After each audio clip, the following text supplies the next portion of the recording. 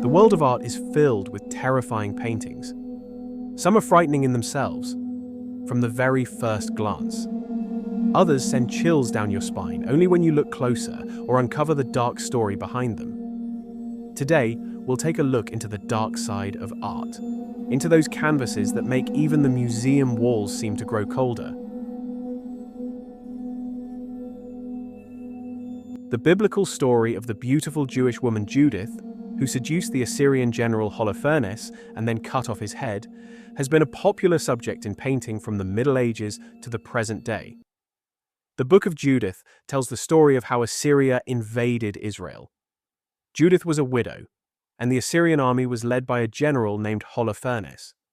The elders of Israel decided to surrender to the Assyrians on the condition that God would spare their lives. In doing so, they were, in a sense, putting the Lord to the test, something Judith, a devout and God-fearing woman, could not accept. Guided by her conscience, Judith chose to act. She dressed herself in her finest clothes, took her maid Abra, and set out for the enemy camp. There, she said she wished to meet General Holofernes to help him capture the city more quickly. The soldiers were struck by her beauty and led her to their commander. Holofernes, captivated by Judith's charm, invited her to dine with him. When the feast was over and everyone had eaten and drunk their fill, the soldiers retired to their tents, leaving Judith alone with the drunken general. Seizing the moment, she cut off his head with his own sword. Then she and her maid fled, taking with them the head of the Assyrian commander. Many artists have interpreted this legendary motif in different ways, celebrating the heroism and self-sacrifice of a patriotic woman. Caravaggio's painting is considered one of the most striking works on this theme. While most artists depicted Judith holding the severed head in the enemy camp, Caravaggio chose to portray the very moment of the killing. Through this choice, the artist conveyed not only the atmosphere of bloodshed, but also the emotions of both killer and victim. Caravaggio was born in the late 16th century and became one of the most rebellious and famous figures of the Baroque era. Throughout his life in Italy and beyond, he was repeatedly imprisoned. His life was filled with fights, and he was accused of several murders. I have written a separate article devoted to the events of his turbulent life. Many of Caravaggio's paintings were received with controversy. One of his most famous religious works is also one of the most horrifying in nature. It depicts the biblical moment when Judith cuts off Holofernes' head. Completed around 1600, it showcases Caravaggio's signature vivid detail.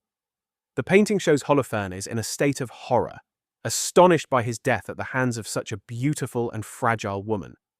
Her elderly maid Abra stands beside her, holding a cloth with which she likely intended to cover Holofernes' face. Artemisia Gentileschi depicts the murder of Holofernes with even greater brutality. And what is most striking is that such a painting was created by a woman. The movement with which Judith severs the general's head is confident and precise, as if a butcher were slaughtering an animal. Holofernes appears utterly helpless, his face contorted in agony, and the streams of blood are rendered even more realistically than in Caravaggio's version. This interpretation of the scene is closely tied to the life of Artemisia Gentileschi herself. She was the daughter of a painter, and in 1612, the same year she created this painting, she was raped by her father's apprentice, Agostino Tassi. At her family's insistence, the crime was made public, and the humiliating trial lasted 7 months. The painting, Judith Slaying Holofernes, became a way for Artemisia to process the psychological trauma of that violation. Despite everything, she managed to overcome her ordeal and achieve great success, becoming the first woman admitted to the Academy of Painting in Florence. Her dramatic life story later inspired several literary works and a film of the same name. A fainting beauty with a monstrous creature sitting on her chest. This alone is enough to fill impressionable viewers with dread. But what's truly terrifying is that anyone could find themselves in the place of the woman in the painting. The artist Henry Fuseli depicted an event that statistically occurs at least once in the lifetime of about 7% of all people on Earth: sleep paralysis. Sleep paralysis is a real phenomenon experienced by thousands around the world. It is usually described the same way. A person lies awake in bed, unable to move any part of the body except the eyes. The causes vary, but many sufferers report sensing or seeing a demonic presence sitting on their chest, pressing the air out of them while they lie helpless. Such an experience is portrayed in Henry Fuseli's The Nightmare, painted in 1781. It is unknown whether Fuseli himself suffered from sleep paralysis or studied it, but his painting reveals a clear understanding of its terrifying nature. It depicts a sleeping woman lying across a bed with a squat, troll-like demon perched on her chest.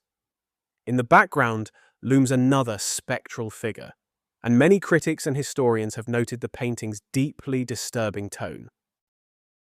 Dante and Virgil are two historical figures who truly existed but never met in real life, as they were separated by more than 13 centuries. The painting represents an allegory inspired by the story of the Divine Comedy. This poem, written by Dante Alighieri in the early 14th century, between 1303 and 1321, is considered a masterpiece of Western literature. It describes a journey through the realms of the afterlife, hell, purgatory, and paradise. At first glance, Bouguereau's Dante and Virgil may not seem particularly frightening, but its context makes it a haunting visual experience. The painting illustrates a scene from Dante's Divine Comedy. Here, Dante and his guide Virgil have descended into hell and stopped in the eighth circle, the place reserved for those who deceived humanity. They witness two damned souls locked in eternal combat to the death: Capocchio, an alchemist and heretic, and Gianni Schicchi, a trickster and swindler. Schicchi gains the upper hand, biting Capocchio's neck while kneeing him in the back. What makes this painting so powerful, aside from the demonic background and the writhing, tortured bodies, is Bouguereau's masterful depiction of anatomy and motion. He captures the heat of the moment, showing Schicchi's raw power and Capocchio's desperate anguish. Ultimately, Dante and Virgil serves as a reminder that all humans are equal in the eyes of God, and that in hell, man becomes neither human nor beast, but something in between. This famous painting by Peter Paul Rubens earned its reputation through its merciless depiction of infanticide, an event described in the Gospel of Matthew. Whether historical or not, the artwork's emotional intensity pulls viewers directly into the horror. According to the New Testament, King Herod the Great ordered the slaughter of all male infants in Bethlehem 2 years old and younger, driven by paranoia that one of them, the prophesied Messiah, would usurp his throne. The composition centers on a mother, her child, and a soldier. Their violent struggle forms the heart of the painting. Will the mother save her son by striking the soldier with a stone, or will her effort be in vain?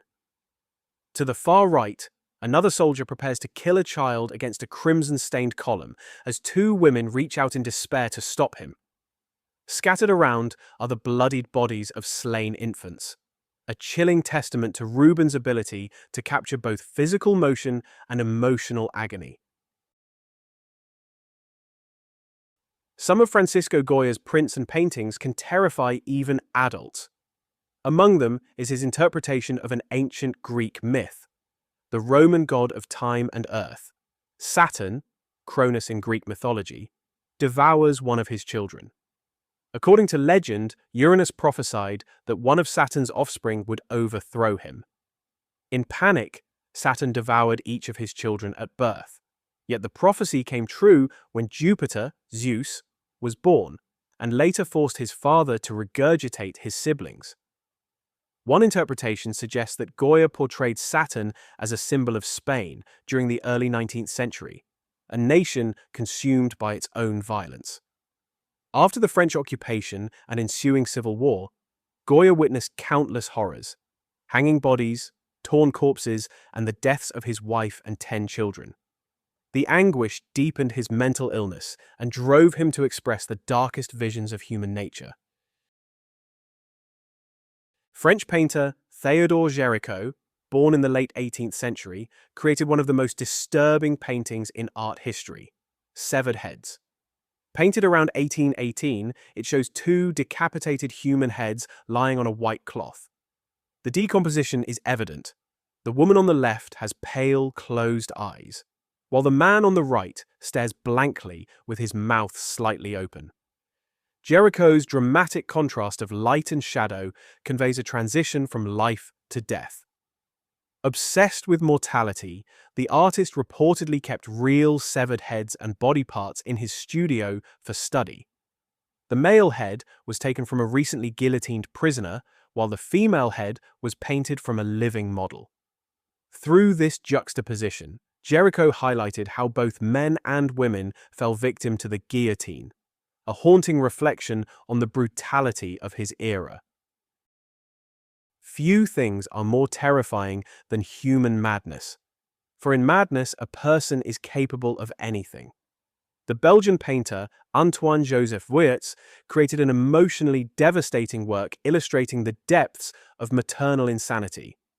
Tragically, even today, such horrors involving mothers and children still occur. Vuillertz painted the woman's expression with such emotional force that it almost distracts the viewer from the chilling details. But look closer. The swaddled child in her arms bears bloodstains, and from the cauldron nearby protrudes a severed infant's leg. The painting's title might suggest that the woman committed her crime out of starvation, yet vegetables are scattered across the table and floor. She was clearly not dying of hunger. This makes the scene even more horrifying. When madness strikes without reason, no one can know who its next victim will be. If you enjoyed this journey into the dark side of art, don't forget to support the channel. Leave a like, subscribe, and turn on notifications so you don't miss new stories about haunting and mysterious paintings. Tell us in the comments which of these works impressed you the most, and which terrifying painting you'd like to see in the next episode.